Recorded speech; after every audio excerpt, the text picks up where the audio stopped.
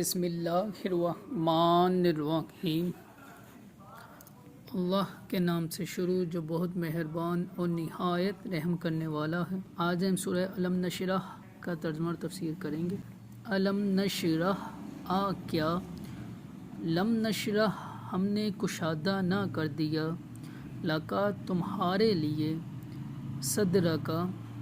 تمہارا سینہ، کیا ہم نے تمہاری خاطر تمہارا سینہ کشادہ نہ کر دیا۔ اب اس پہلی آیت کی تفسیر دیکھتے ہیں۔ اس سورت کا شان نزول یہ ہے کہ ایک روز سرور دو عالم صلی اللہ تعالیٰ علیہ وسلم نے بارگاہ الہی عز و جل میں عرض کی، اے اللہ عز و جل تو نے حضرت ابراہیم علیہ السلام کو اپنا خلیل ہونے کا شرف عطا فرمایا اور حضرت موسیٰ علیہ السلام کو اپنے ساتھ کلام کرنے سے سرفراز کیا، اور حضرت ادریس علیہ السلام کو بلند مقام جنت تک رسائی دی، پہاڑوں اور لوہے کی حضرت داؤد علیہ السلام کا فرما بردار کر دیا، جنات، انسان و تمام حیوانات حضرت سلیمان علیہ السلام کے تابع کر دیے، تو مجھے کس شرف اور کس کرامت سے خاص فرمایا ہے۔ اس پر یہ صورت نازل ہوئی جس میں گویا کہ ارشاد فرمایا، اے حبیب صلی اللہ تعالیٰ علیہ وآلہ وسلم، اگر ہم نے حضرت ابراہیم علیہ السلام کو اپنا خلیل بنایا تو آپ کی خاطر ہم نے آپ کا سینہ علم و حکمت اور معرفت کے نور سے کھول دیا، تاکہ مناجات کی لذت، امت کا غم، اپنی بارگاہ میں حاضری کا ذوق اور آخرت کے گھر کا شوق آپ کے دل میں سما جائے، آسمانی وحی کو اٹھانا آپ کے دل پر آسان ہو جائے، اللہ تعالیٰ کی رغبت دینے کی تبلیغ کرنے پر آنے والے مصائب کو برداشت کر سکے، اور ان خوبیوں اور کرامتوں کی بدولت آپ کو وہ مقام حاصل ہو گیا کہ ابراہیم علیہ السلام کے خلیل ہونے کو اس سے کچھ نسبت نہ رہے، اور اگر ہم نے حضرت موسیٰ علیہ السلام کو اپنے ساتھ ہم کلام ہونے کا شرف عطا کیا اور حضرت ادریس علیہ السلام کو بلند مقام تک رسائی عطا کی ہے، تو آپ کو اس غم سے نجات دی جو آپ کی پشت پر بہت بھاری تھا، اور آپ کو لام مقام میں بلا کر اپنے دیدار سے مشرف کیا، یہاں تک کہ ہم میں اور آپ میں ہماری نشان دو کمانوں کے برابر بلکہ اس سے بھی کم فاصلہ رہ گیا، اور آسمانوں کی پوری سلطنت میں آپ کی قربت اور منزلت کا شہرہ ہو گیا۔ اگر ہم نے حضرت داؤد اور حضرت سلیمان علیہ السلام کو دنیا کی چند چیزوں پر حکومت بخشی ہے، تو آپ کو عالم العلو یعنی آسمانوں پر قدرت دی ہے کہ وہاں کے فرشتے خادموں کی طرح آپ کی بارگاہ میں حاضر رہتے ہیں، اور آپ کے سپاہیوں کی طرح آپ کے دشمنوں سے لڑتے ہیں، اور آسمانوں میں کوئی چیز ایسی نہیں جو آپ کی نبوت اور رسالت سے واقف نہ ہو اور آپ کے حکم سے انحراف کریں۔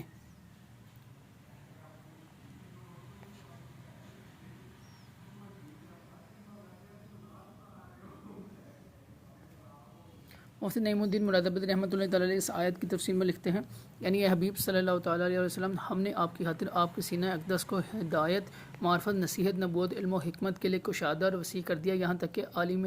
غیب اور عالم شہادت اس کی وسعت میں سما گئے، اور جسمانی تعلقات روحانی انوار کے لیے مانع نہ ہو سکے، اور علوم دنیا اور حکم الہیہ، معارف ربانیہ اور حقائق رحمانیہ آپ کے سینہ پاک میں جلوہ نما ہوئے۔ بعض مفسرین کے نزدیک اس آیت میں ظاہری طور پر سینہ مبارک کا کھلنا مراد ہے۔ حدیث میں مذکور ہے کہ ظاہری طور پر نبی کریم صلی اللہ تعالیٰ علیہ وسلم کے سینہ مبارک کا کھلنا بھی بارہا ہوا ہے، جیسے عمر مبارک کی ابتدا میں سینہ اقدس کھلا، نزول وحی کی ابتدا کے وقت و شب معراج سینہ مبارک کھلا، اور اس کی شکل یہ تھی کہ حضرت جبریل امین علیہ السلام نے سینہ مبارک کو چاک کر کے قلب مبارک نکالا اور زری تشت میں آب زمزم سے غسل دیا، اور نور و حکمت سے بھر کر اس کو اس کی جگہ پر رکھ دیا۔ آیت علم نشرح لک صدرک سے حاصل ہونے والی معلومات، اس میں دو باتیں معلوم ہوتی ہیں۔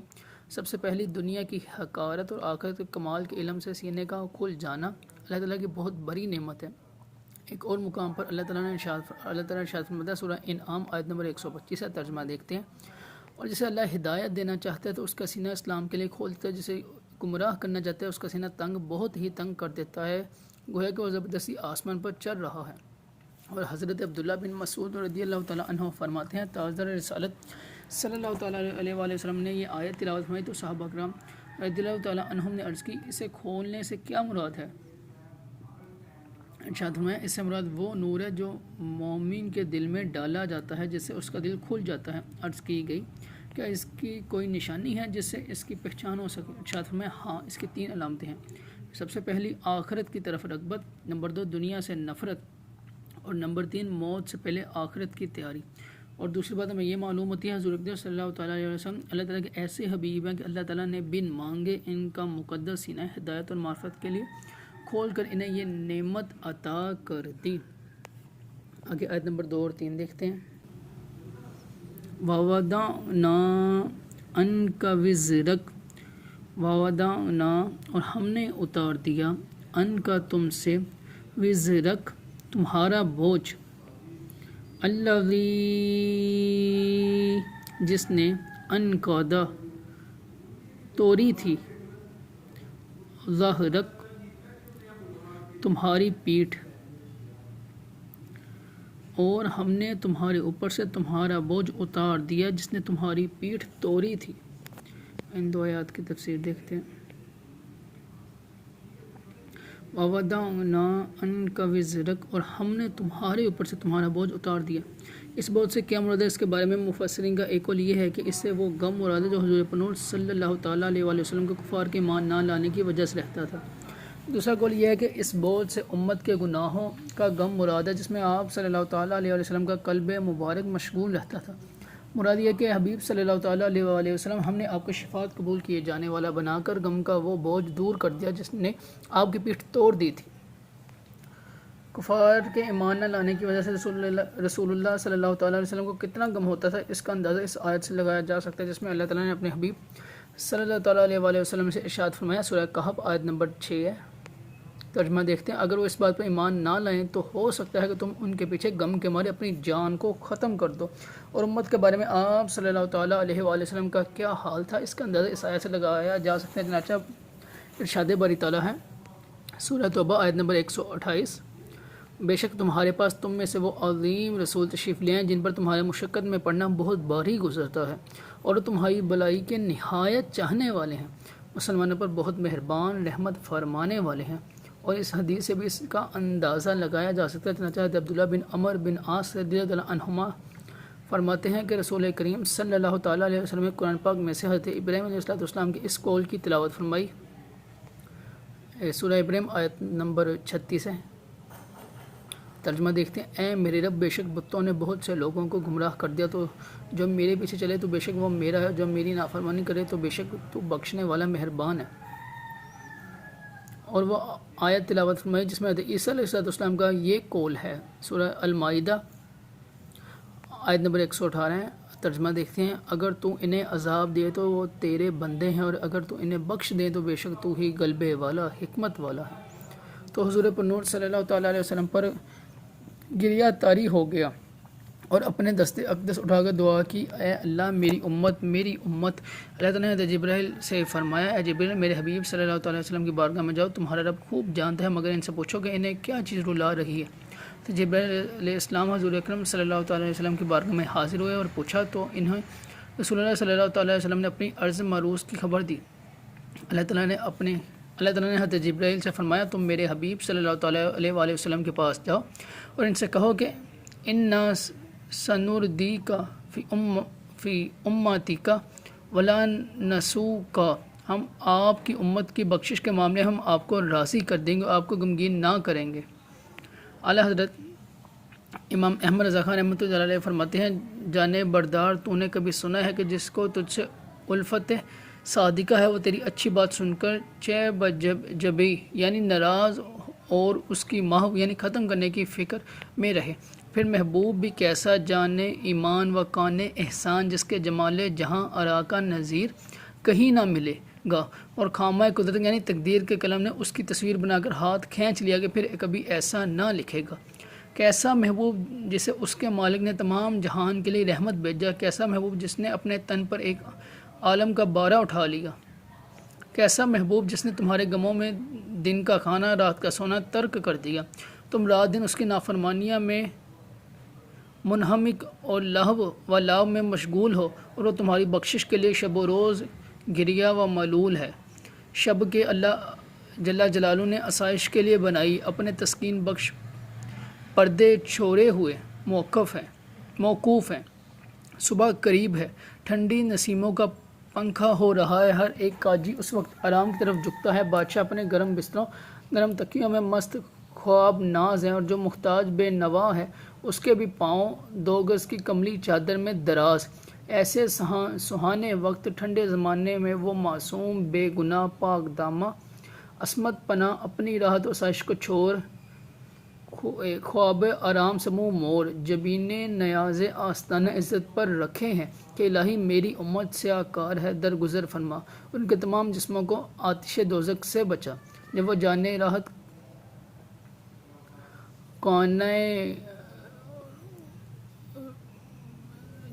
راحت بارگاہ الہی میں سجدہ کیا اور ربی حبلی امتی فرمایا، جب قبر شریف میں اتارا لب جاں بخش کو جنبش تھی، بعض صحابہ نے کان لگا کر سنا، آہستہ آہستہ امتی امتی فرماتے تھے، قیامت کے روز کے عجب سختی کا دن ہے کہ تانبے کی زمین ننگے پاؤں، زبانیں پیاس سے باہر، آفتاب سروں پر سائے کا پتہ نہیں، حساب کا دغدغہ، ملکہ کہکار کا سامنا، عالم اپنی فکر میں گرفتار ہوگا، مجرمان بے یار دام آفت کے گرفتار، جدھر جائیں گے سوا نفسی نفسی اذهبوا الی غیری، کچھ جواب نہ پائیں گے۔ اس وقت یہی محبوب غمگسار کام آئے گا، قفل شفاعت اس کے زور بازو سے کھل جائے گا، امامان سر عقیدہ سے اتاریں گے اور سر بسجود ہو کر یا رب امتی فرمائیں گے۔ تو ایسے محبوب غمخوار اور غمگسار آقا کی سچی فضیلتوں کو مٹانا، دن رات اس کے اوصاف کی نفی کی فکر میں رہنا اور ان کی اطاعت سے منہ موڑنا اور ان کی نافرمانی پر کمر بستہ ہونا کتنی بڑی نا انصافی ہے۔ آگے آیت نمبر 4 دیکھتے ہیں۔ وَرَفَعْنَا لَكَ ذِكْرَكَ، اور رفعنا ہم نے بلند کر دیا، لکا تمہارے لیے، ذکرک تمہارا ذکر، اور ہم نے تمہاری خاطر تمہارا ذکر بلند کر دیا۔ اس آیت کی تفسیر دیکھتے ہیں۔ مفسرین سید المرسلین صلی اللہ تعالیٰ علیہ وسلم کا ذکر بلند ہونے کی مختلف توجیحات بیان کی ہیں۔ سب سے پہلی حضور پرنور صلی اللہ تعالیٰ علیہ وسلم کا ذکر کی بلندی یہ ہے کہ اللہ تعالیٰ نے اپنے حبیب صلی اللہ تعالیٰ علیہ وسلم پر ایمان لانا اور ان کی اطاعت کرنا مخلوق پر لازم کر دیا، حتیٰ کہ کسی کا اللہ تعالیٰ پر ایمان لانا، اس کی وحدانیت کا اقرار کرنا، اس کی عبادت کرنا اس وقت تک مقبول نہیں جب تک وہ تاجر صلی اللہ تعالیٰ علیہ وسلم پر ایمان نہ لے اور ان کی اطاعت نہ کرنے لگے۔ اللہ تعالیٰ ارشاد فرماتا ہے، سورہ نساء آیت نمبر 80 ہے، جس نے رسول کا حکم مانا بے شک اس نے اللہ کا حکم مانا۔ اور ارشاد فرمایا سورہ نساء آیت نمبر 65 میں، تو اے حبیب تمہارے رب کی قسم یہ لوگ مسلمان نہ ہوں گے جب تک اپنے آپس کے جھگڑے میں تمہیں حاکم نہ بنا لے، پھر جو کچھ تم حکم فرما دو اپنے دلوں میں اس سے کوئی رکاوٹ نہ پائیں اور اچھی طرح دل سے مان لیں۔ تو عبداللہ بن عباس رضی اللہ تعالیٰ عنہما فرماتے ہیں،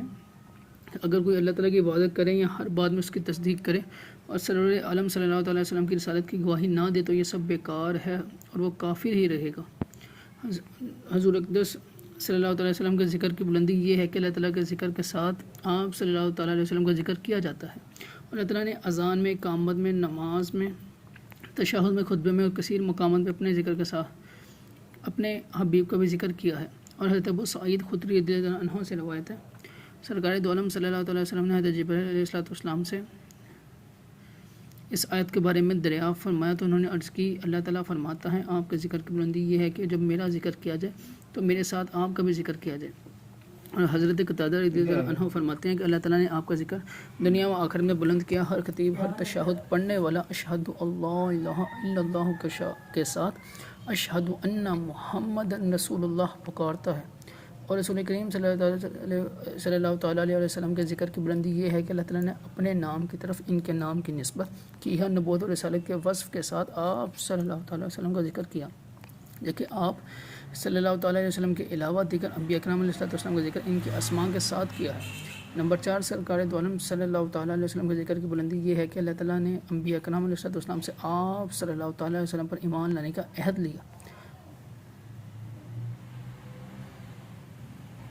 اعلیٰ حضرت امام احمد رضا خان رحمۃ اللہ علیہ شاید سے متعلق فرماتے ہیں، یعنی ارشاد ہوتا ہے کہ اے محبوب ہم نے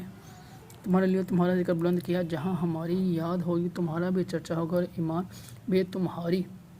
یاد کا ہرگز پورا نہ ہوگا۔ آسمانوں کے طبقے اور زمینوں کے پردے تمہارے نامی سے گونجیں گے، مؤذن اذانوں اور خطیب خطبوں اور ذاکرین اپنی مجالس اور واعظین اپنے منابر پر ہمارے ذکر کے ساتھ تمہاری یاد کریں گے۔ اشجار و حجار، آہو سمار یعنی ہرن اور گوہ و دیگر جاندار و اطفال شیرخوار و معبودان کفار جس طرح ہماری توحید بتائیں گے ویسے ہی بازبان فصیح و بیان صحیح تمہارا منشور رسالت پڑھ کر سنائیں گے۔ چارہ کناف عالم میں لا الہ الا اللہ محمد رسول اللہ کا غلبہ ہوگا، جز سوائے اشقیائے ازل ہر ذرا کلمہ شہادت پڑھتا ہوگا۔